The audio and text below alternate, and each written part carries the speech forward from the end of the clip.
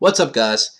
I just made a fucking 11-minute video talking about this shit, and I just realized my fucking mic wasn't on the entire time. Well, the mic that I used for this. Oh my god. Okay, I'm gonna go to this again, and I'm gonna try to keep this a little bit more short. I rambled a little bit in the other video. It's a good thing. I just got it done, but I'm really kind of slightly annoyed. So if I sound a little mad, that's why. Right. Okay. Hi. I'm going to talk about Erra's new album, Neon.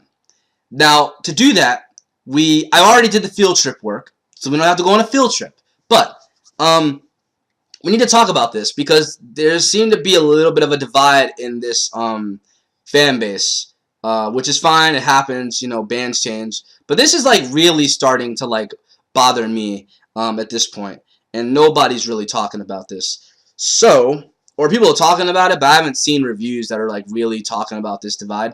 So let's get into that, right? So on Neon, there's 10 songs. You can see right here on the screen, 10 songs. Okay, cool. Now let me tell you how many songs I like. 4. Yeah.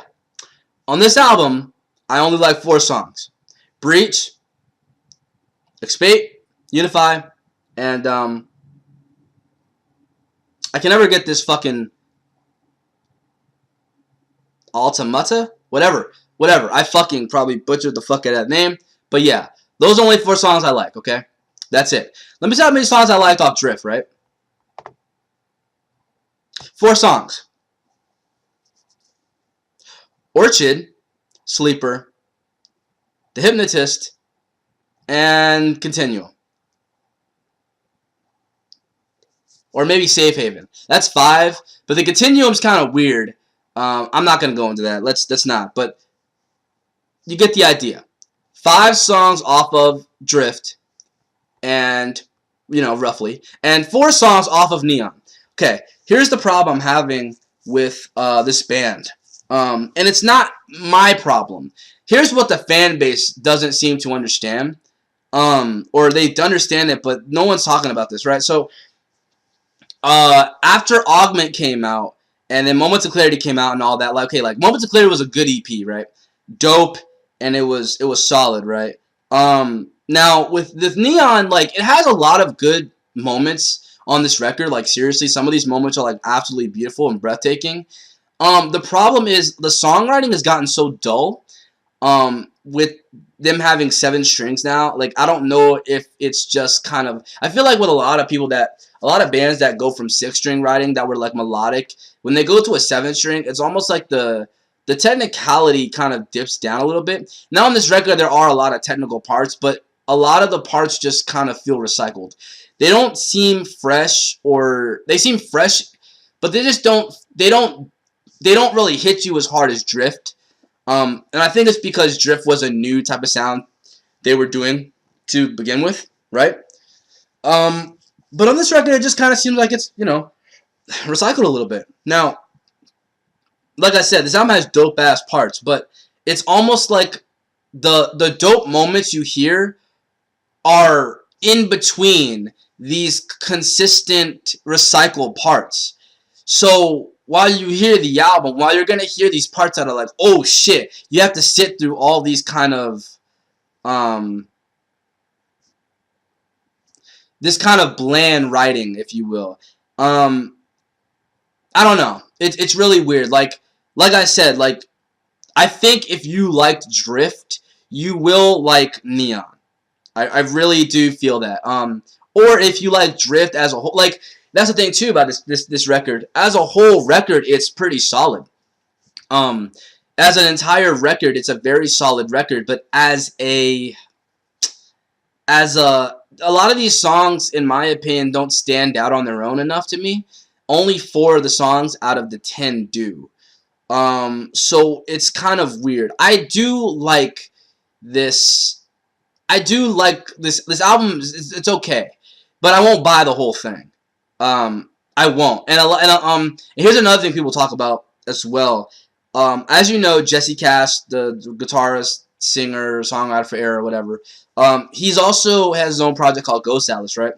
Ghost Alice is its own thing, and that's another whole discussion that I'll have to have in a video when I reviewed their album, but whatever. So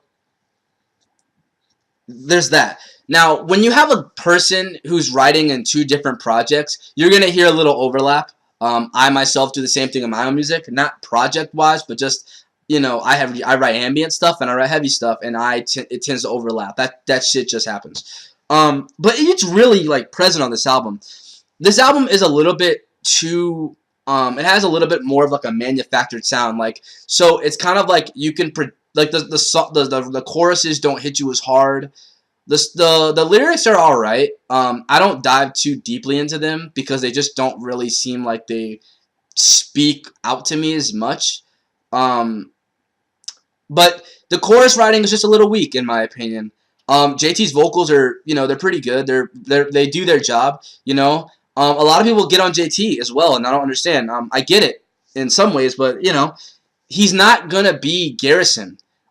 He has very, like I said, his vocals do their job. He does very more middle of the road type of like his main screams are more middle of the road, and then he has lows. But his lows, it's like they're just a lower. It's just that same scream but lowered, so it's not as interesting. But it's kind of annoying to hear people say he has no range. He's got range, but it just doesn't. It's not as dynamic. If that makes any sense. Like, Garrison could do, like, lows, highs, and mids. And, like, with JT, it's almost like he only does mids and lows. So you're not hearing enough highs. And I don't know. That's a whole nother thing. But, yeah. People talk about that on the record as well. What else? Before I get into this big old overlapping thing. I might have to buy some of these songs, but I felt when I heard the records, at least on YouTube, some of the tapping parts didn't seem as clear, and I knew that they were like melodies that are really interesting, but I couldn't hear them as well, so I don't know. And also, while like I like the way Jesse utilized all 7 strings, it's almost kind of weird how like it's almost like the... Sorry about that. My shit decided to cut off. The big overarching problem that's really like the issue here is that a lot of the fan base is very divided, and they don't know. Like they know, but they don't. They seem to like keep going back to old Erra, and that's fine. But like Erra's past that now. Garrison, Allen, all those guys, like they left. You can either love the new Erra or hate the new Erra. Or you could like them but not love them. Whatever. You get the idea. But yeah, like Neon falls into the same category as Drift for me personally. It's a solid record, it does its job. If you're a fan of Drift, if you're one of those fans that started with Drift, you're gonna love Neon, maybe.